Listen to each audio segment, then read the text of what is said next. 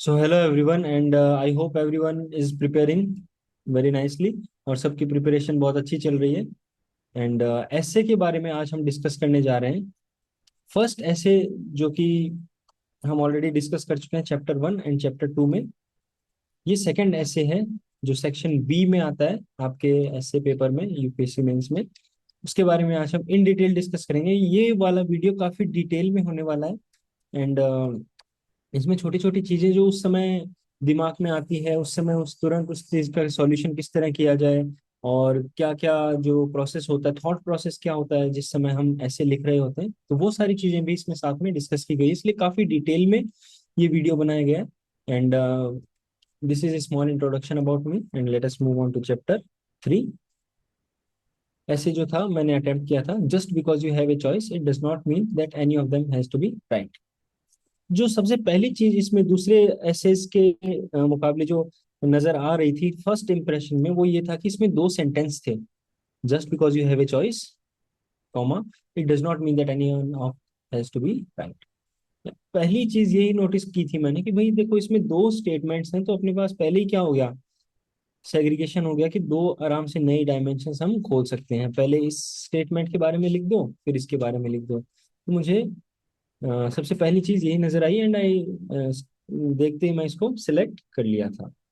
Now moving on कि steps क्या क्या थे जो कि उस समय फॉलो किए थे। तो ये तो हम डिस्कस कर चुके हैं कि दो पार्ट में था और इसके लिए हमने इसको सेलेक्ट किया। फिर ब्रेन स्टॉर्मिंग की, है ना। ब्रेन स्टॉर्मिंग क्यों इतनी इंपॉर्टेंट है, मैं इस पे पहले भी बहुत ज्यादा एम्फेसाइज कर चुका हूँ। इसलिए इतनी ज्यादा इंपॉर्टेंट है क्योंकि वहां पर आप कोई पहले से टेम्पलेट दिमाग में लेके नहीं जा सकते हो कि मुझे ये करना है, वहां ये लिखूंगा ये लिखूंगा। आप भले ही कुछ चीजें डिसाइड कर सकते हो कि इन लाइंस पे मैं लिखूंगा, इन टॉपिक्स पे मैं लिख सकता हूँ। जैसे इन टॉपिक्स का मतलब कि इन थीम्स पे मैं लिख सकता हूँ। लेकिन आपको डेफिनेट टेम्पलेट आपके दिमाग में नहीं रहता है कि हमें उसी टाइम पे हमें डिसाइड करना होता है कि हम क्या लिखेंगे, क्योंकि टॉपिक भी आपको उसी टाइम मिलता है। जैसे जो मेंस का जो पेपर होता है जीएस का, उसमें तो आपको सब कुछ पहले से पता रहता है।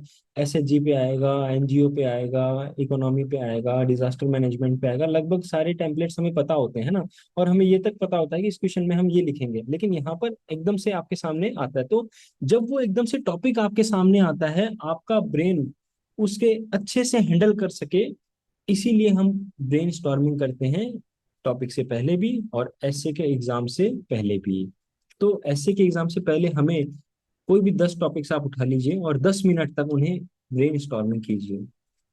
10 टॉपिक्स 10 मिनट ब्रेन स्टॉर्मिंग करना है। जैसे एक टॉपिक लिया उस पर 10 मिनट किया, फिर नेक्स्ट टॉपिक लिया उस पर 10 मिनट किया। अब वो करते कैसे, टॉपिक उठा के हमें ये सोचना है कि मैं इसमें क्या क्या डायमेंशन खोलूंगा। छोटी छोटी डायमेंशन छोटे छोटे वर्ड्स में आपको लिख लेनी है। ये क्यों करने के लिए बोल रहा हूँ, क्योंकि ये पहला स्टेप होगा आपका जब आप ऐसे अटेम्प्ट करोगे मेंस में। जैसे ही आपने ये काम कर लिया, आपका ऐसे खत्म हो गया, ये समझ लो। आपने ऐसे लिख दिया, आप ये समझ लो। क्योंकि उसके बाद क्या है, आपको इस पे एक पैराग्राफ लिखना है, इस पे एक दो पैराग्राफ लिखना है, इस पे लिखना है, इस पे एक दो पेजेस लिखने हैं, और आपका ऐसे धीरे धीरे पूरा हो जाएगा। अगर ये आपने नहीं किया तो फिर आप डाइवर्ट हो जाते हो बीच में कि मैं आगे क्या लिखूं, है ना। लेकिन आप पहले से 10 प्रिपेयर करके जाओगे ना, 10 के अंदर आप ये सोच लो कि हाँ ये, और अक्सर थीम्स मैच भी कर जाती है ऐसे में। जो मैं सोच के गया था, वो मैं जो फर्स्ट वाला जो ऐसे था, जो फर्स्ट सेक्शन वाला ऐसे था, उसमें काफी थीम्स मैच कर गई थी, जो कि मैं सोच के गया था प्रीवियस ईयर पेपर डिस्कस करके। उसके बाद काफी थीम्स मैच हो गई थी और इसीलिए वो पहला वाला ऐसे मैं बहुत अच्छा लिख पाया था। सेकंड वाला ऐसे, हालांकि ये जो ऐसे था, इसमें मैं अपना 100% नहीं दे पाया था, बट स्टिल ठीक ठाक मार्क्स आ गए थे। बट इसमें और स्कोप ऑफ इम्प्रूवमेंट था। ठीक है। तो ये इसीलिए इंपॉर्टेंट है ब्रेन स्टॉर्मिंग। तो first sentence, just because you have a choice, उसके बारे में हम पहले डिस्कस करेंगे कि आखिर पहले को स्टेटमेंट को दूसरे से अलग करके उसे एक डायमेंशन का रूप किस तरह से देना है। अब डायमेंशन का रूप देने के लिए आपको क्या करना है कि पहली बात तो ये है कि एक बहुत ही ओपन एंडेड टॉपिक है। इसमें आपको कोई फिक्स्ड चीज नहीं दी है कि भाई आपको इसके बारे में ही लिखना है। जैसे अगर मान लो कि मैं जीएस का कोई ऐसे, जैसे पुराने टाइम में जनरल स्टडीज के टॉपिक से भी सीधा सीधा ऐसे आ जाता था कि वुमेन एम्पावरमेंट के बारे में लिखो, टेक्नोलॉजिकल डेवलपमेंट के बारे में लिखो, तो आपके एक क्राइटेरिया, एक दायरा फिक्स हो जाता था। लेकिन यहाँ पे क्या, ये एक ओपन एंडेड टॉपिक है जिसमें आप कोई लिमिटेशन नहीं है। आप उसको किसी भी डायमेंशन में ले जा सकते हो, बस आप रेलेवेंट होना चाहिए आपका कंटेंट। तो ओपन एंडेड में आप किस तरह के सवाल पूछोगे अपने आप से, what is choice, how choices are made, है ना, why someone has choice and why someone does not have choice. ये बहुत इन डेप्थ की चीजें हैं, मतलब इसमें आपको बहुत ज्यादा सोचना पड़ता है। मैं बताऊंगा आगे, यही टॉपिक है कि वाई पीपल हैव चॉइस और why does not have some. ये इस तरह से आप कुछ क्वेश्चंस अपने आप से पूछ सकते हो, जिससे कि आपकी डायमेंशंस खुलेंगी ओपन एंडेड टॉपिक्स में।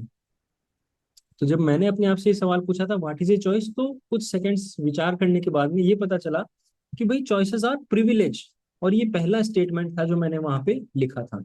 एकदम शॉर्ट स्टेटमेंट था और एकदम पिन पॉइंटेड स्टेटमेंट था, जो इसी लाइन से ऐसे की शुरुआत की थी। ये मुझे आज भी याद है, चॉइसेस आर प्रिविलेजेस। तो this was the first sentence. और यहाँ से क्या हो गया, मैं सोशल जस्टिस डायमेंशन में पहले ही सेंटेंस में घुस गया। क्यों? तो जहाँ प्रिविलेज की बात आ जाती है, अनप्रिविलेज की बात आ जाती है, तो आप कौन सी डायमेंशन में घुस गए? सोशल जस्टिस डायमेंशन में घुस गए। और आप यूपीएससी के लिए ऐसे लिख रहे हो, ये नहीं है कि भाई आप नॉवल लिख रहे हो या कुछ लिख रहे हो। आपका जो ऐसे होना चाहिए वो मोस्टली यूपीएससी रिलेटेड होना चाहिए। देखो ये इतनी ओपन एंडेड है, इसका मतलब ये नहीं कि आप कुछ भी लिख दोगे। ये भी दर्शाना है कि भाई मैं एडमिनिस्ट्रेटिव एंगल इसमें डाल रहा हूँ, सोशल जस्टिस एंगल डाल रहा हूँ, इकोनॉमिकल एंगल डाल रहा हूँ, पॉलिटिकल एंगल डाल रहा हूँ, ताकि जो यूपीएससी से रिलेटेड एंगल्स हैं वो आप इसके अंदर पुट कर रहे हो। फिर अब इसके अंदर क्या हो गया, दो कैटेगरीज बन गई ऑटोमेटिकली, जैसे प्रिविलेज की बात की। फर्स्ट कैटेगरी जिसके पास प्रिविलेज है, सेकंड कैटेगरी जिसके पास प्रिविलेज नहीं है। इससे क्या हुआ, आपका डायमेंशन और खुल गया। मतलब डायमेंशन के अंदर डायमेंशन खुल गया आपका, है ना। आप पहली डायमेंशन में गए और दूसरी, जैसे जो पहले वाले चैप्टर में हमने बात की थी जिस डायमेंशंस के, सब डायमेंशंस के बारे में, वही यहाँ पे एग्जैक्ट आपको एग्जांपल दे रहा हूँ कि इससे एक डायमेंशन के अंदर वाला डायमेंशन भी खुल गया, कि दो कैटेगरीज में आप घुस गए कि हाँ भाई, एक जिनके पास चॉइस है और जिनके पास चॉइस नहीं। अब उनमें कंटेंट कैसे भरना है? एग्जाम्पल्स के रूप में भरना है। जो पुराना कास्ट सिस्टम था, है ना, उसमें क्या होता था कि एक फिक्स्ड हेरिडिटरी ऑक्यूपेशन के चॉइस, जैसे आपके पास चॉइसेस सारी खत्म हो जाती थी, आप फिक्स्ड हेरिडिटरी ऑक्यूपेशन के अलावा कुछ नहीं कर पाते थे उस टाइम पे। ठीक है, तो ये आप डाल सकते हो। तो उसमें क्या है, कोई चॉइस ही नहीं होती थी, तो कोई प्रिविलेज ही नहीं था। इससे क्या है कि ऐसे को हमने प्रोग्रेस भी किया और ऐसे से हम डाइवेट डिविएट भी नहीं हुए। बिकॉज जब आप ऐसे देखोगे तो ऐसे के अंदर नीचे साफ साफ लिखा होता है कि आपका ऐसे टॉपिक बिल्कुल डिविएट नहीं होना चाहिए, और आप ये ट्राई करें कि आपको टॉपिक के रिलेटेड ही चीजें लिखनी है। ये खासकर गाइडलाइन उसमें लिखी भी रहती है ऐसे में। फिर ये ऐसे यहाँ से कुछ पैराग्राफ्स हो गए, और कुछ एक दो पेजेस के अंदर ये सारी बातें आ गई। फिर आफ्टर फिनिशिंग दिस सेगमेंट, जैसे ये सेगमेंट जब फिनिश कर रहा था, तो मैंने इसमें एक एक थोड़ा सा ये करने की कोशिश की थी कि ये लाइन लिखी मैंने कि भाई I have much more examples. मतलब दूसरी लैंग्वेज में लिखी थी, है ना, पैसिव वॉइस में लिखा था कि भाई और भी इसके एग्जांपल्स हो सकते हैं, but let us stick to the key demand. यानी कि हम और भी एग्जांपल्स, तो इससे क्या लगेगा, इन्विजिलेटर को ये लगता है कि भाई इसको पता है, इसको अपने ड्यूटीज के बारे में पता है कि भाई इसको इस टॉपिक के रिलेटेड ही लिखना है, ये डाइवर्ट नहीं हो रहा है, और ये दर्शा भी रहे हो आप अपनी राइटिंग में। लेकिन इसको बहुत ही सेंसिटिव मैनर में लिखना है। ऐसा नहीं लगना चाहिए कि आप घमंडी हो कि भाई मैं तो इतने एग्जाम्पल लिख सकता हूँ जितने किसी के पास है ही नहीं। ठीक है, ऐसा नहीं लगना चाहिए। इसको आप एकदम सेंसिटिव तरीके से अच्छी लैंग्वेज का यूज करके, अच्छी ग्रामर का यूज करके आपको दर्शाना है। आप नहीं भी करना चाहो कर सकते हो, बट ये मैंने थोड़ा सा इनोवेशन, मतलब काफी सारे जो एसेज की बुक्स पढ़ी थी उसके अंदर से, एसेज की बुक्स का मतलब जो ऐसे के लिए जो रेफरेंस बुक्स पढ़ी थी उसके अंदर ये इस तरह के सेंटेंसेस यूज करते हैं राइटर्स, तो उसका थोड़ा सा यूज करने की कोशिश की थी।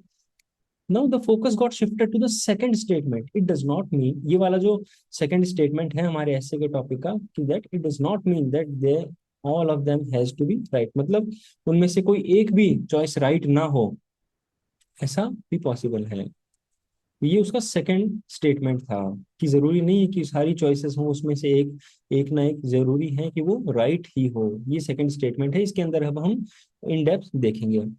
तो घुस जाओ उस डायमेंशन में एकदम अच्छे से कि भाई लोग पॉलिटिकल डायमेंशन रखते हैं पहले, कि जब हम वोट देने जाते हैं अक्सर ये होता है कि हमारे पास सारी चॉइसेस जो होती है कि भाई इस पर्सन को भी मैं वोट दूंगा, पर्सन नंबर बी को भी वोट दूंगा, सी को, डी को, इनमें से मुझे एक को वोट देना है, और लेकिन मुझे तो कोई भी पसंद नहीं है इनमें से। तो आपके पास चॉइसेस तो बहुत सारी है, पॉलिटिकल अरीना में आपके पास चॉइसेस तो बहुत सारी है, लेकिन आपके पास जो चॉइसेस हैं उसमें से एक भी सही नहीं है। तो ये एग्जैक्ट क्या हो गया आपका, एक एग्जांपल हो गया पॉलिटिकल डायमेंशन वाले एंगल में। अब आप इसको और भी मतलब अपने इनोवेटिव तरीके से लिख सकते हो। ये बस एक एग्जांपल है जो मैंने उस टाइम लिखा था, मैं इसीलिए बता रहा हूँ ताकि एक वो डायरेक्शन पता चले कि उस समय सोच किस तरह की रहती है। फिर एक दो पैराग्राफ उसके बारे में लिखे, मतलब एग्जैक्टली याद नहीं है, तो एक लिखा था या दो लिखा था इस तरह से, और कुछ उसका थोड़ा सा ब्रीफ एक्सप्लेनेशन भी कर दिया था।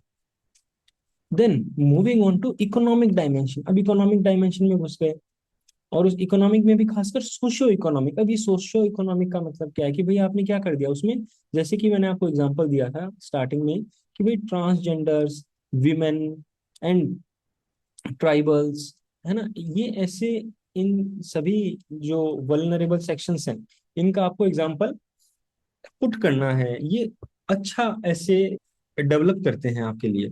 तो ट्रांसजेंडर्स के पास क्या है, कुछ वक्त तक, जैसे अब हम पिछले 10-20 साल पहले की बात करें, तो कोई चॉइसेस ही नहीं होती थी उनके पास, कोई चॉइस नहीं होती थी। तो ये क्या, एक सोशियो इकोनॉमिक डायमेंशन है कि भाई आप कमाओगे कैसे इकोनॉमिकली, और सोसाइटी ने आपको बॉयकॉट कर रखा है।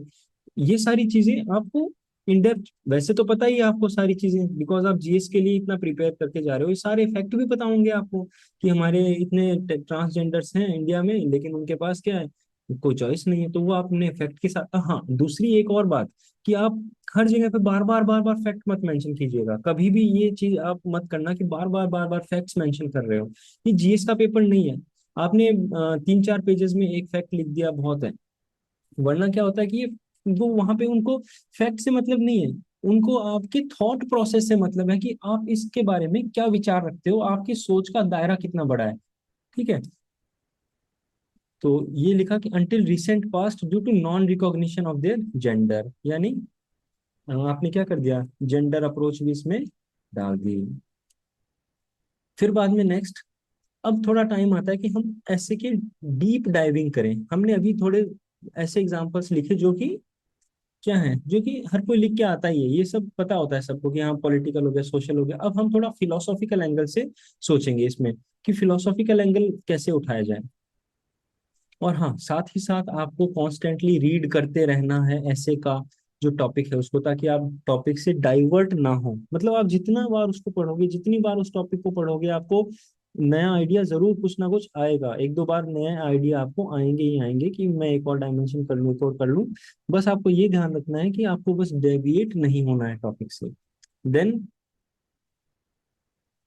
then I started opening some philosophical dimensions like why someone would not have even one right choice।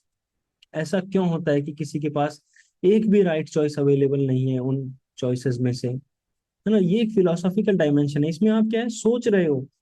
Philosophical का मतलब क्या है कि भाई आप सोच रहे हो, आप एक एंगल प्रदान कर रहे हो, किस तरह से आपने इस टॉपिक को और डीपली सोचा। देखो ये वहां पे आपको अपने आप को फिलोसोफर समझ लेना है ना, एकदम डीप डीप थ्योरीज देनी है वहां पे आपको कि भाई क्यों किसी के पास चॉइसेस नहीं होती है ना, ऐसा क्या हो जाता है। तो वो एक एंगल आपने डाला, अब उस एंगल से देखो और अदर डायमेंशंस खुलेगी कैसे, आप उसके रीजंस लिस्ट करो कि किसी के पास चॉइसेस क्यों नहीं होंगी। जैसे उसके पास्ट डिसीजंस के कारण, उसके प्रिंसिपल्स के कारण, है ना, उसके सोशल बैकग्राउंड के कारण, कल्चरल फैक्टर्स के कारण, है ना। इस तरह से आपने वही लिस्ट करना है ये, और फिर उनके बाद एक एक चीजें क्या करनी है, डिस्कस करनी है अपकमिंग पैराग्राफ्स में। हाँ एक और चीज जो मैं आपके साथ शेयर करना चाहता हूँ वो ये है कि हल्का हल्का ना एडवांस में आप बताते रहो इन्विजिलेटर को कि आप आगे क्या डिस्कस करने जा रहे हो। जैसे आपने जैसे ही लिखा, तो यहाँ पर आप क्या कनेक्टिंग लाइंस का यूज करोगे जो पिछले चैप्टर में हमने डिस्कस करी थी कि now moving on to this, हम ये डिस्कस करते हैं कि why someone does not have some choices. तो आपको क्या करना है, फिर ये बताना है कि there might be some reasons कि ये हो सकता है, ये हो सकता है, ये हो सकता है। फिर आप बोलोगे कि let us see these in detail, है ना। फिर आप क्या करोगे, अगले पैराग्राफ से इनको इनको इनको एक एक एग्जांपल के साथ, थोड़ी थोड़ी थ्योरी के साथ डिस्कस करोगे। तो इन्विजिलेटर को यानी कॉपी चेक करने वाले को पता रहेगा कि आप क्या लिखने जा रहे हो।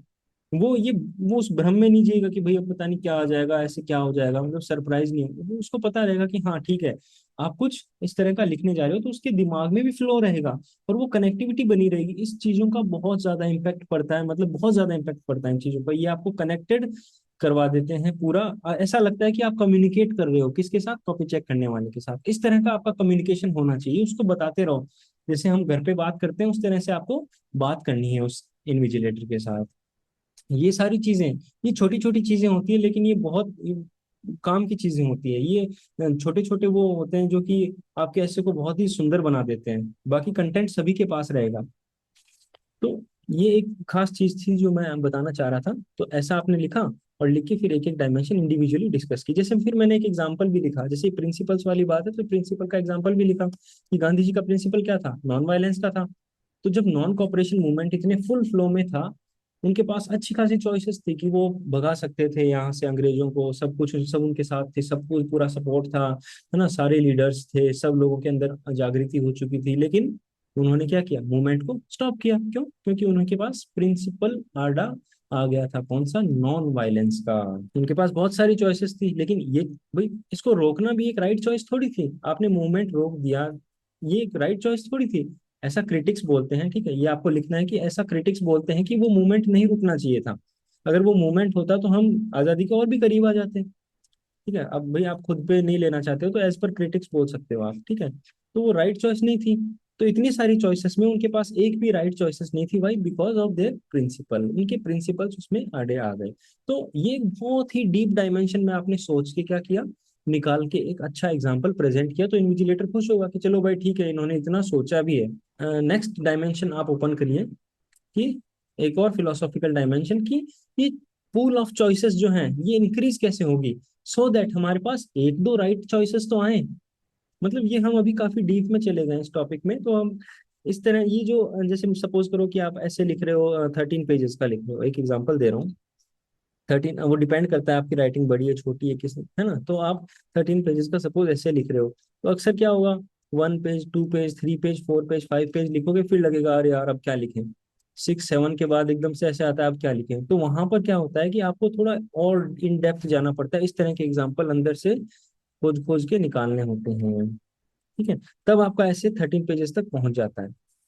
तो ये एक ऐसा एंगल था कि भाई चॉइसेस को इंक्रीज कैसे किया जाए, कि एक दो राइट चॉइस तो मिले। तो फिर दोबारा मैंने क्या किया, हिस्टोरिकल कॉन्टेक्स्ट को यूज किया, और एक और एग्जांपल निकाला हिस्ट्री से। डॉक्टर अंबेडकर का एग्जांपल लिखा कि उनके पास बचपन में चॉइसेस नहीं थी, कि भाई स्कूल में उन्हें एंट्री नहीं मिल पाती थी, उन्हें पानी पीने के लिए भी जो है अलग से वो करना पड़ता था, ठीक है। इतने बिल्कुल उनके पास चॉइसेस नहीं थी, लेकिन उन्होंने एजुकेशनल मींस से क्या किया, अपने चॉइसेस को इंक्रीज किया, एक्सपेंड किया अपने स्कोप ऑफ चॉइसेस को।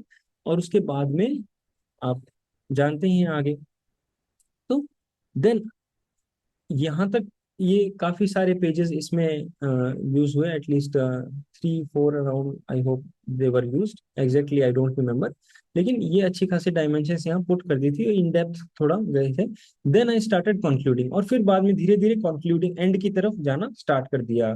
लास्ट डायमेंशन फिर जो खोली थी वो ये थी कि अगर कोई भी चॉइस राइट नहीं है तब हमें किस तरह से चूज करनी है। देखो ये एथिकल कंसेप्ट है, ये तो सभी को आपको पता है कि वो यूटिलिटेरियन अप्रोच होती है, राइट्स अप्रोच होती है, जेंडर अप्रोच होती है ना, कॉमन गुड्स अप्रोच होती है, सारी अप्रोच आपको पता है ऑलरेडी। तो उनका यूज करो ना। यहाँ पे आपके पास लिमिटेड चॉइस है, और लिमिटेड चॉइसेस में से आपको एक चॉइस सेलेक्ट करनी है। तो अगर मैं ये चीजें शुरू में ही लिख देता, शुरू में ही मैं ये चीजें लिख देता तो फ्लो नहीं बनता। इसीलिए मैं इसको लास्ट के लिए रखा कि भाई अगर आपके पास चॉइसेस लिमिटेड हैं तो आपको किस तरह से उसमें सेलेक्ट करना है। अगर मैं ये पहले ही लिख देता तो फिर वो थोड़ा सा ये होता कि भाई ठीक है, इसमें इन्होंने तो एथिक्स ही लाके पटक दी, अपने कोई थॉट नहीं लिखे। तो ये लास्ट में मैंने थोड़ा पेज भरने के लिए भी यूज किया कि हाँ चलो ये अप्रोच है, और इसको एकदम एग्जैक्ट टॉपिक से रिलेट करके लिखता गया मैं।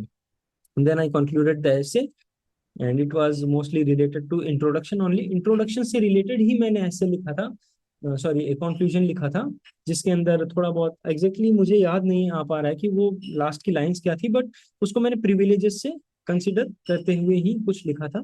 सो और एक चीज और है इसके अंदर, जैसे कि सब हेडिंग्स का जो उपयोग है, सब हेडिंग्स आप देख सकते हो। इसी तरह मैं कह रहा था कि ये छोटी छोटी हेडिंग्स है मतलब, और ये देखो लेफ्ट साइड में अलाइंड है पूरी, बीच में हेडिंग नहीं दी है कि जैसे हम जी जनरली जीएस में करते हैं, लेफ्ट साइड में अलाइन करके छोटी सी हेडिंग की, plenty of evidence hard to date. ऐसा इनोवेटिव सा छोटा सा 4 से 5 वर्ड्स बस, उससे ज्यादा नहीं, या 3 to 4 ही एनफ है। ठीक है, इतना सा, जैसे इसमें क्या लिखा है, signals in buried mineral dating teeth, जैसे 1 2 3 4 5 6, बस ये तो फिर भी 6 लिखा है, आपको सिर्फ अराउंड 5 आप पूरे ऐसे में इतना ही दें तो ज्यादा अच्छा है। तो ये एक एग्जाम्पल है ना, जो कि द हिंदू का आर्टिकल है, शायद कल का ये आर्टिकल है ये। इससे रिलेटेड बहुत सारी चीजें जो है हम सीख सकते हैं इसके थ्रू। हेडिंग्स भी लेफ्ट साइड में देनी है, जहां से आपका पैराग्राफ स्टार्ट हो रहा है वहां पे बीच में नहीं लिखना है उसको, ठीक है। ये प्रेजेंटेशन का एक पार्ट है। So these were all the learnings which I took from my ऐसे प्रिपरेशन दैट टाइम। और अगर आपने ये भी पूछा था कि इसमें कोई टेलीग्राम का कोई चैनल है, तो टेलीग्राम का चैनल तो नहीं है बट एक ग्रुप है।